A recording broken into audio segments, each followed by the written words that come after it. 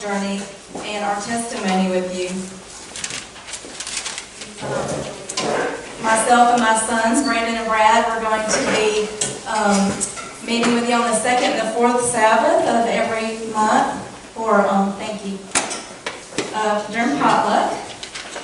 And I don't know if any of you recently got to go to Barbara O'Neill in Gilberttown. Did anybody get to go? Brad and I went.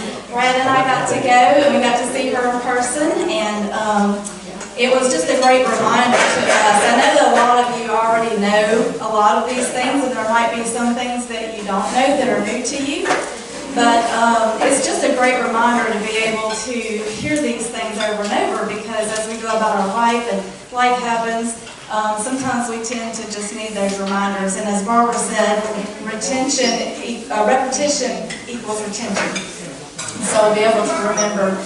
And I just think it'll be good for even our visitors that are coming through here, passing through, or new people. They'll have something in place that they can get a little bit of our health message while they're here. Also, we know that in these last days, as we were talking about in the Sabbath school, that we need to be prepared for what is coming, and we see the things in the news. And Ellen White told us that the health message is the right arm of the third angel's message. And the third angel's message is, do not take the mark of the beast. So we know that in order for us to stand that day, in the evil day, we are going to need to have a strong, fortified body to house our mind. And we know that the battle is in the mind. The battle is for the mind. And the enemy of souls seeks to destroy us through our minds. And God seeks to save us through our minds. So our family has really had a passion for the health message ever since 2012. And it was our desire back then to start sharing the things that we had learned. We had about a 7-year setback because we had a traumatic thing happen in our family. But we've decided we are moving forward. We're done grieving. We're going to move forward.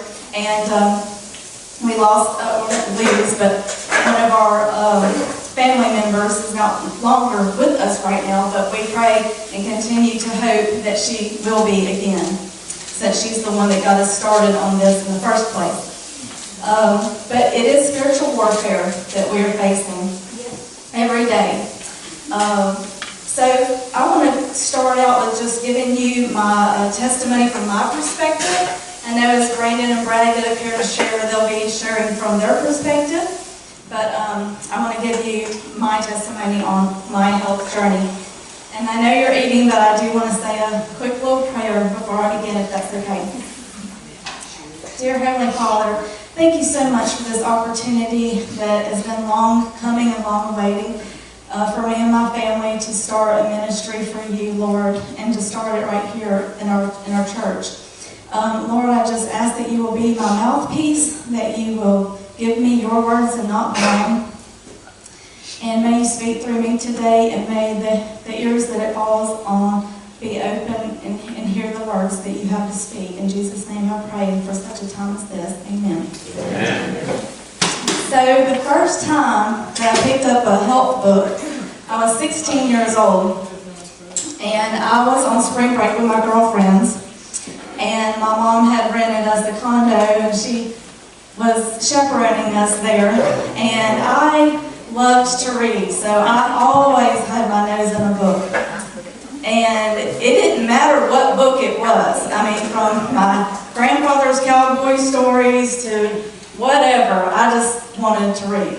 So it wasn't the topic that interested me exactly. It was just that I was going to be reading something. So.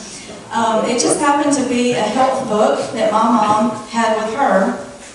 And as my girlfriends were watching television, I picked up this book, and it was called Fit for Life by Harvey and Maria Diamond. And they are not Adventists, but everything in that book was exactly our health message that we have today. Everything from being vegetarian all the way down to not drinking with your meals, every detail. And it would be 17 more years before I would even know what an Adventist was. But God had already prepared me through this other these other people, I don't even know that they were Christians, but they were into health. And God used that. And I know that it was by His providence that I picked up this book and began to read it, because 2 weeks later I would find out I was pregnant. And God went before me as a young girl, even when I was doing things I shouldn't have been. He's so merciful because He went ahead and He prepared me to have this body healthy for this baby that was coming, and to make the baby healthy whenever he was born, which would prove to be very important because some of the struggles that we would face, it was very good that we did have that foundation, a little bit of it anyway, whatever I could do, or it could have been a lot worse. So never forget that whatever you're going through, it could always be worse, and God does put things in our path to help us because He knows what we're going to face in the future. He knows what we're going to go through, so He does provide. So that book gave me some huge paradigm shifts. Things I had never thought of in my life. I mean, mind blown, completely blew my mind. I never in my mind imagined not eating meat. I mean, that just wasn't even a thing. And I never imagined that, like a couple of points that he gave, he said, imagine if you were out in the wild and you had to go get food on your own without like grocery stores and, our modern day things. And he said, if you just had to go run out there and grab a hold of a rabbit and rip it apart with your bare hands and eat it raw, and then go get on your hands and knees and get underneath the cow and wash it down with the milk. And that just completely blew my mind. And then whenever he said that humans are the only species who still drink milk after they're no longer babies anymore. That blew my mind. And then he said, but not only do they drink milk, they don't drink human milk. They drink the species of another species milk, a cow. And I thought, wow, I have never even thought about that. And I know it's from a cow, but it just didn't register because when you go in the grocery store, you see it on the shelves. If you thought that when you went in there, just to say for instance, you went to the grocery store and you saw gallons of human milk on the shelf, breast milk, I'm sure that every single one of you would be like, I am not drinking that unless I know everything that this woman has ever done in her life and all the history and what drugs she's on, what medication she's on. But we just walk into the store, we don't think anything about grabbing that milk, and we don't ask what that cow's been given and what hormones and antibiotics or what kind of trauma it's been through or anything like that. So it really opened my eyes. So when I found out I was pregnant, the first two things that I decided I would do, just in my young mind, I knew two things I could do because I couldn't implement all those things immediately that were in that book. My mind was blown. But it did introduce me to it. It gave me a taste to see there's something different than what I've always known. So whenever I became aware, the very first two things that I knew I could implement right away for the health of my baby that was growing inside of me is I could get rid of all the junk food. And just to give you a little bit of background, I mean, when I grew up, we didn't eat a lot of junk food in the house. I mean, the only cereal I can think of that my mom had was Honey Nut Cheerios. It wasn't really anything, bad. We didn't eat a lot of steak because we didn't have a lot of money for that. We mostly ate chicken and hamburger meat. We might have the occasional treat, but I mean, we didn't go out to eat at restaurants because we didn't really have the money. We hardly ever ordered in pizza. That was very special. That was probably our special thing, and we just didn't do a lot of that. So I didn't have to get rid of a lot of junk food, but I knew that from here on out, as long as this baby's in me, I know that, just the obvious things. I'm not going to eat candy bars. I'm not going to eat chips. And the second thing was I was only going to drink water because I knew that was easy. I mean, I could just figure that out, that I could just drink water, occasionally some juice, but no sodas, none of this other stuff. No sweet tea that I love. So that was the first two things that I implemented.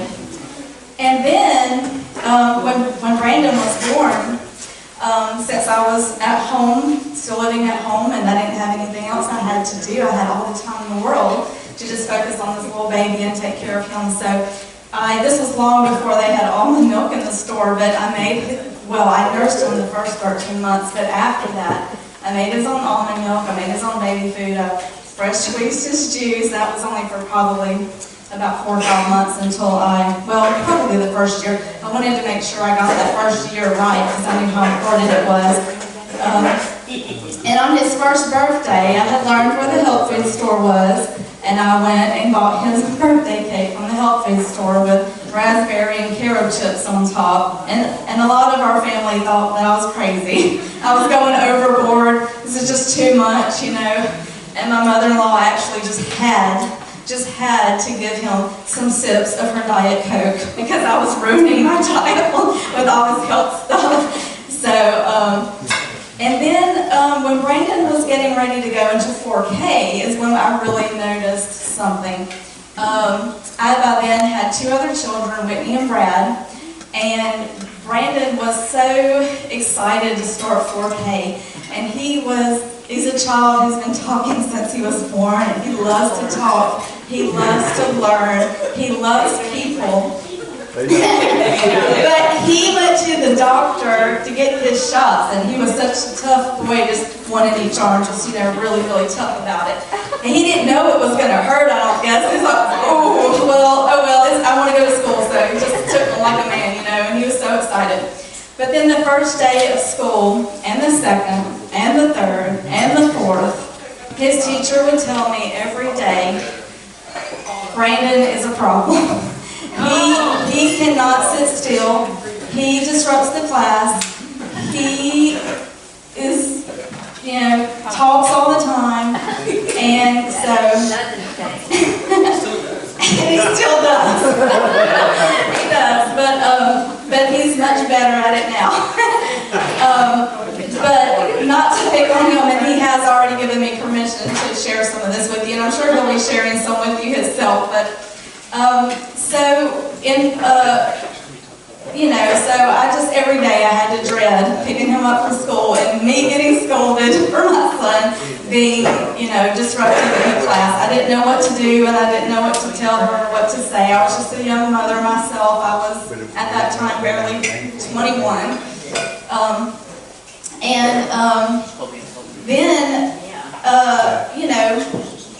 I just went on about our life, and over the next 4 years, when he was in the 2nd grade is when I really knew there was a problem. His teacher said that he's hurting himself. He's stabbing himself with pencils at school, and he didn't hurt other people. That was the good thing. He never went to the principal's office. Brandon was always in the counselor's office because he was hurting himself. And one other thing that she told me was that one day she said, Brandon says he doesn't want to live anymore. He wishes someone would kill him. And I thought, this is a 7-year-old boy in the 2nd grade, and as a mother, and we had a Christian home, we didn't have a violent home, and I thought, I was just desperate. At that point, I'm like, what do? I'm desperate. So we had taken him to a Christian counselor, and that sort of helped, but they really didn't know what was going on. So we took him to a psychologist, and after talking with me, the psychologist diagnosed that he had ADHD, which is what a lot of kids are diagnosed with. My brother was. Hyperactivity, hard to learn because of his not being able to focus. And so they wanted to put him on medication, which I did not want to do, but being desperate for my son, I decided to do that because I didn't know what else to do, and I certainly didn't want him feeling like he wanted to die. So, and at this time, Adderall had came out, so I was happy that he put him on Adderall and not Ritalin, because I knew Ritalin was bad, so I felt better that it was something that was supposed to be better. So, and just to also let you know that at this time when Brandon, sometimes he would just, and again, he's given me permission to say all this, but he would lay on the floor and just cry like when a woman's on her cycle for no reason. I mean, just cry, just lay on the floor and cry. So we put him on the Adderall, and he was on the Adderall for 4 years. And then when he got in the 6th grade, he would still do this. He was on the pills that he was on. He would take 1 pill every day for 5 days, and he wouldn't take it on the weekends. He only took it during the week while he was at school. So I finally decided I am not going to give this to him anymore. I'm done, because he would, when he got, at the end of the day, when he would be, that would wear off, when that drug was wearing off, he would lay on the floor and cry. Now this time he's a 12-year-old boy, and he's laying on the floor crying, and for really no apparent reason, just as that drug wore off. It was worse than it was before. So I said, I'm not giving this to him anymore, and I just stopped cold turkey. Wrong.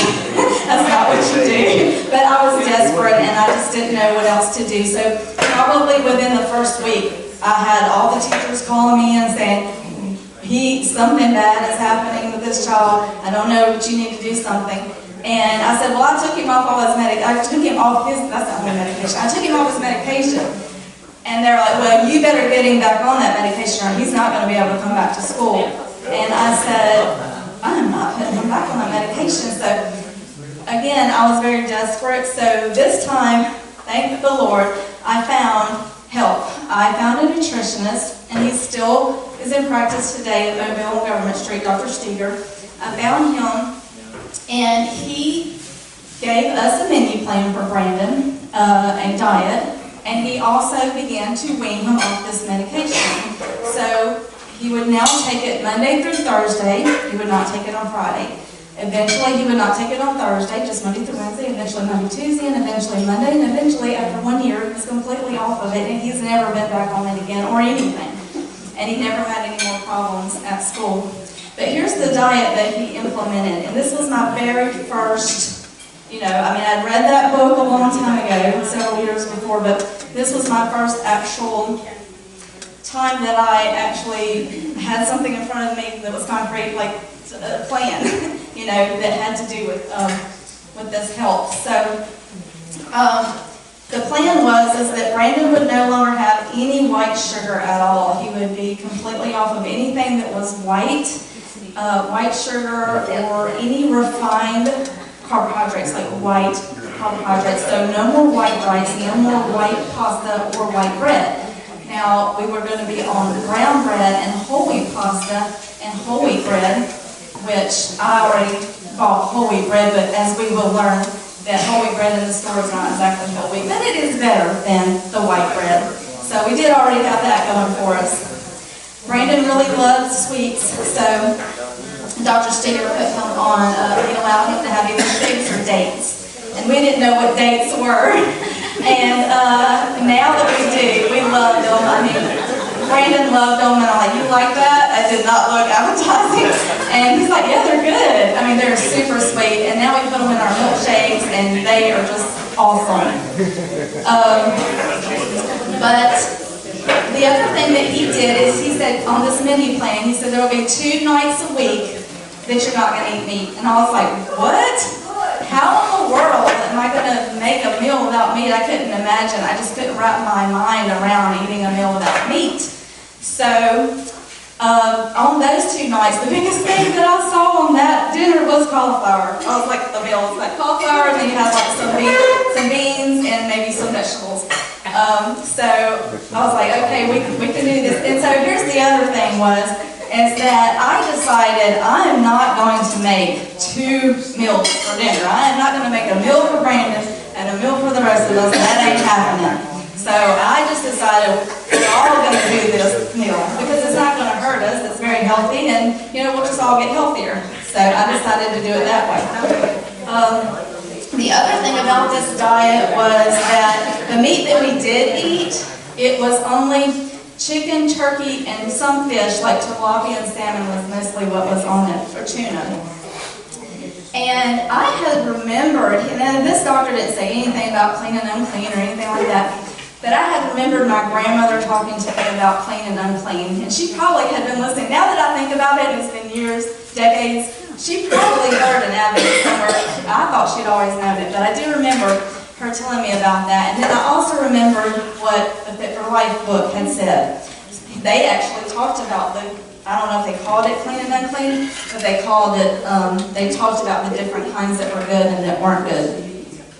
So, for some reason in my mind, I thought that I just decided we weren't going to eat any red meat. I don't know why. I mean, red meat, there's clean red meat like beef, but for some reason in my mind, all I could think of was we're not going to eat anything that looks really bloody, like red meat.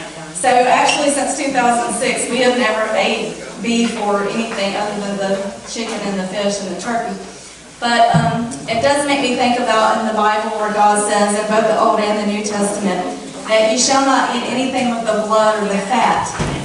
So even the way we eat meat today, yes, God did say that you could eat it after the flood because there was no vegetation. What else were you going to do? There was nothing else to eat. He permitted it for a time, even though we did start to live a whole lot less, our lifespan was shortened very much. But the way that we were taught to eat it was without the blood and the fat. So in order to do that, you have to either drain the blood out or boil the meat so the blood's not in it. Cooking it doesn't do that. And so you can go to a kosher butcher, you get organic, and you can get it done where it's properly prepared.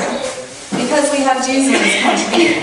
And there are some countries that don't have Jews, like Malaysia, and you can't get a kosher butcher. So you don't have that option. So here we can actually get kosher meat that has the blood drained out of it. And the reason that God said that, He said that the life is therein. That's the life. You're taking the life out of the animal, and you're taking all the disease that it has, everything that makes it what it is, and you don't know what that is. So let's fast forward to 2012. This is where we had become Adventists in end of 2009. And so we had been Adventists for 3 years at this point, and we knew they were vegetarian. And I'm like, well, some people there don't really look healthy. And then I would notice how all the white refined product, like, oh, they still eat the white refined products, So that kind of was just a little thought that was in my head. And then, we never had any intentions of becoming vegetarian. I didn't see any reason that we needed to do that, and I was happy the way we were eating. We had done a lot. We had changed a lot in our diet to the point our family thought we were weird. And so I just didn't see the need to do anything else. We were happy with it. So 3 years after becoming Adventist, I found this lady. I was always looking to read and learn more, and I found this lady on YouTube, just stumbled upon her. She's not an Adventist either, but her name is Robin Openshaw, and she is known as the Green Smoothie Girl. Maybe some of y'all know her. And she made a radical change in her and her family's life, her 4 children, and just got rid of a laundry list of problems. Even her eyesight, she didn't even have it corrected, and her eyesight went to 2015, which is what she says is even better than perfect. That was really, really enticing to me. But what I loved is watching her make these green smoothies in the Vitamix blender. And I thought, wow, I know that greens are good for us, and that just looks like a great way to get some good raw nutrition. And it looked like fun, and so I started making some of these green smoothies, just a few here and there during the year, and I didn't do a great job at it because I really didn't know exactly, I hadn't had a lot of practice, didn't know exactly what I was doing, but so after that year, I ended up buying her, she had this 8-week menu plan. This 8-week menu plan, we talk about it all the time when we're telling people about how we became vegetarian, because in this 8-week menu plan, it was a vegetarian menu plan. And again, we had no intentions to become a vegetarian. I simply thought, let's just try this. Let's just see what it feels like for 8 weeks. Let's just try it out, see what happens. And so this is what I told my kids, and at the time they were 14, 15, and 18, okay? I said, for the next 8 weeks, this is what I'm doing. I said, if you don't have to because I didn't want to force them. I said, you're more than welcome to go out and get your own food. Go buy it, go to the grocery store, bring it home, make it, go to your friend's house and eat if you don't want to eat like this. And you know what they told me? They all said, no, we'll just eat what you make. So I was really excited that they were on board to do this with us. And so I want to share with you a little bit just about what I fed us and what then the benefits that came about, and that's where I'll wrap up. But so the menu plan, the first 8 weeks, we did not miss meat at all. We never missed it. We never felt deprived. We never felt hungry, none of that. So we did it a second time, so let's do this another 8 weeks. So we did another 8 weeks. And this time I asked everybody to rate the meals from stars 1 to 5 stars. And so then the third time that we went around, I just got rid of all the 1 and 2 stars, and we didn't do those. And I just said, well, we're just going to mix it up. And let's add some things we like, take out some things that we don't like, and just make it our own. And during that, so we went 5 months without eating any meat and not going to a restaurant, and I didn't make any desserts, not that we ate it a lot, but we didn't have any junk food, processed food, anything. This was an experiment, this was a mission. So we didn't do any of that, but really we felt satisfied. Now this was not a vegan meal plan, so we were still eating the dairy and the cheese and all that. I think I did go ahead and go with almond milk, but we weren't, our biggest thing, we probably did not eat anything dairy except for the cheese. The cheese is the #1 addictive food, and chocolate is #2. And so the cheese, when we did finally go vegan, which was 8 months after that, 8 months from the time we went vegetarian, I just used olives and avocado because that is the fat you're craving. So you just need the healthier fat. Now they have all the, the fake cheese, and some of it's good, some it's not. I'm sure not as healthy. But you can make your own too, and I do the sauce, and that's really good.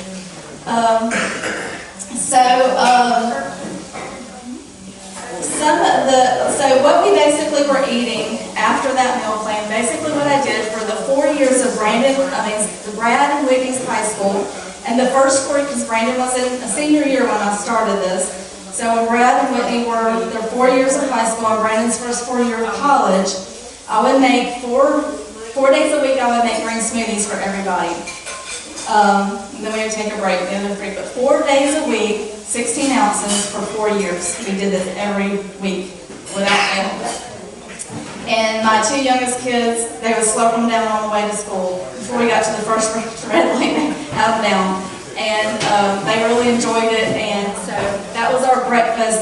On the weekends, our breakfast would be something different. It would be the granola, the fruit, or I would do the scrambled tofu, or pancakes, the whole wheat pancakes with the fruit on top, nuts, and peanut butter syrup. So we would get something special on the weekends. And so that was basically, and then lunch, I would just send them to school with a tomato sandwich. And I think Brett and I probably ate leftovers from our night before. And then at dinner time, I would implement one of those meals that I had made. From now, I had a vegetarian cookbook. I had gotten a couple, and I would just make out a meal plan. I had never had a meal plan before, ever. And I would have so much produce that would go bad because I never remembered that it was in there once I bought it, because I didn't know what I bought it for. What idea popped into my mind that day when I saw it in the grocery store. So I started making a meal plan, and I would just mix it up depending on however I felt that day. I would eat whatever was on Monday, just how I felt, but at least I had something to work with. So I had this meal plan, and I had my grocery list, because in that 8-week menu plan, you had your grocery list, your prep list, your meal plan. I mean, she had it all done. The only thing she didn't have was calories and macronutrients. That's the only thing she didn't have in there, so it was really well planned out. And so that was basically our meals. And then what we noticed, and after this I also add that Miss Finley had came and did a cooking school. And so that's where I learned to make bread, Mark Finley's wife. And then After that, we did some cooking schools. We did one in Mobile, we did one in Bluesdale, and then after that, I began to do I did a couple of green smoothie classes. And then I started a YouTube health channel where I put some videos out, just things, that I'll talk about. And so that is pretty much has been the extent of our ministry in that. But the benefits that we received, and this is what I'm going to end with, to get you excited about learning more. I'll start with Brandon, since that's where I started before. Brandon, because he had ADHD, and he was not able to focus in school, and it did get better because over those, even in high school, it got better. And but in college, so when he graduated high school, right when we started, because I do believe that the green smoothies and the vegetarianism, I think those are the two big things that really catapulted us into healthier bodies and minds. But the green smoothies, I think, played a huge role. And the first time when I started doing those was his senior year. He ended up graduating from high school the year I started doing it, just not even being able to do his multiplication tables, to making straight A's in Calculus 3 in college by the end of that 4 years. So that's a huge testament, and he's very smart, and he's learned how to, harness his energy. But then I'll move on to my daughter, because Whitney, she's actually the one who kind of, I guess subconsciously, she got us interested because at the age of 13 years old, 2 years before we found this 8-week menu plan, and 1 year after we came to the Adventist Church, she decided she was going to be a vegetarian on her own. She went vegetarian at the age of 13 by herself, 2 years before we did. And I don't even remember it being a big deal. I remember I guess she just didn't eat the meat that I cooked and ate everything else. And then she made her breakfast and lunch, because I never really noticed that she was a vegetarian, really. And what she did, she had really bad acne, and she was very self-conscious of it.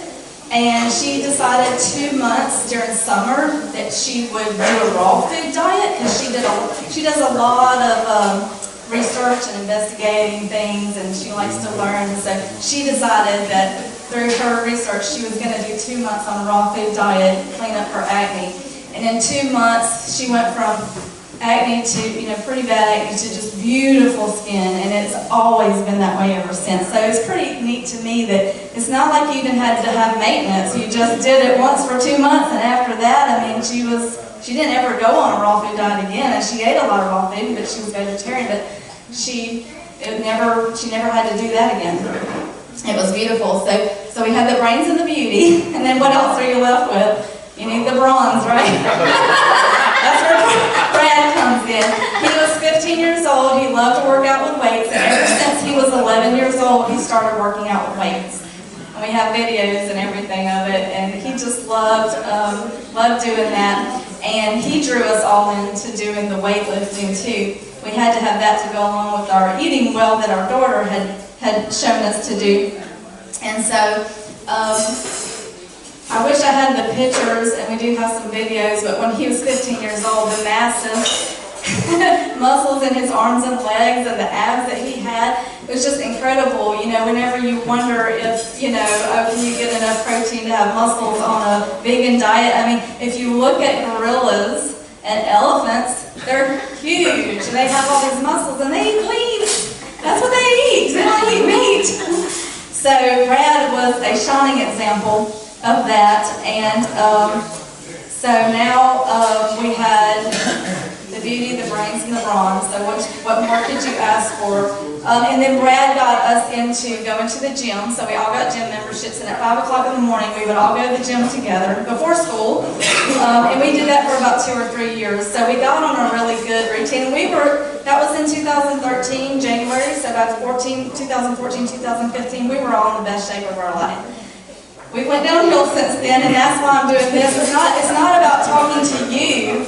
It's talking to ourselves, really. So when we're talking, we're not just talking to you, we're talking to us, because we've been grieving for 7 years. So when you grieve, it is traumatic, and you will eat to make yourself feel better. because higher calories do lower stress, lower calories increase stress. So, you know, we're trying to get back, and so when we went to Barbara and I'm like, okay, now's the time. If we don't do it, you know, when you teach, you learn. So that's why we're doing this.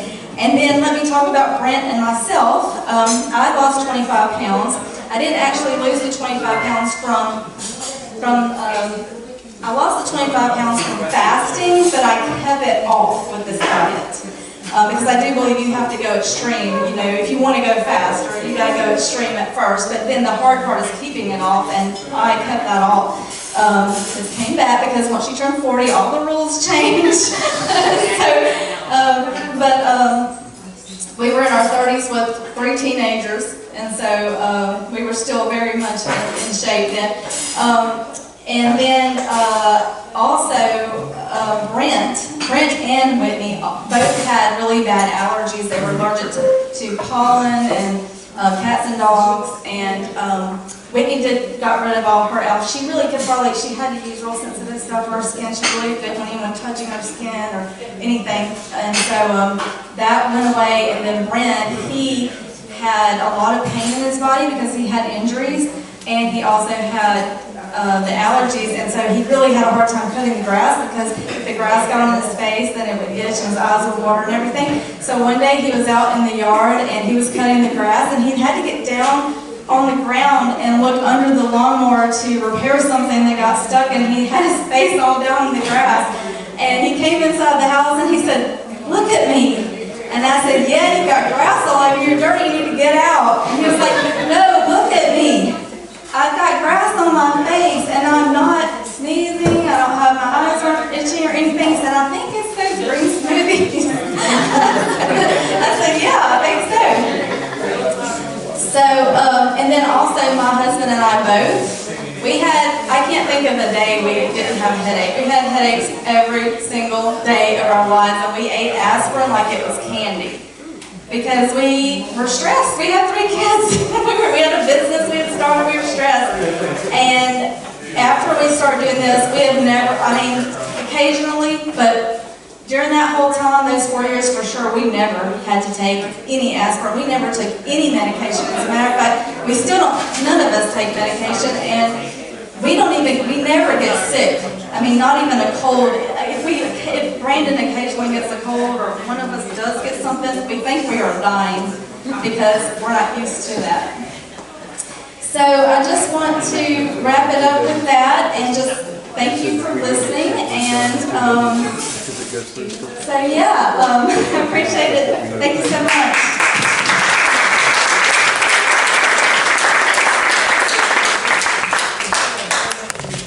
Thank you to the Harris family for taking your time and effort to do this for us. We look forward to all the future ones, which will be starting in July. Yes, the 12th. The 12th of July, and Right in the Brown. 2nd and 4th Sabbaths of the month. All right. Thank you.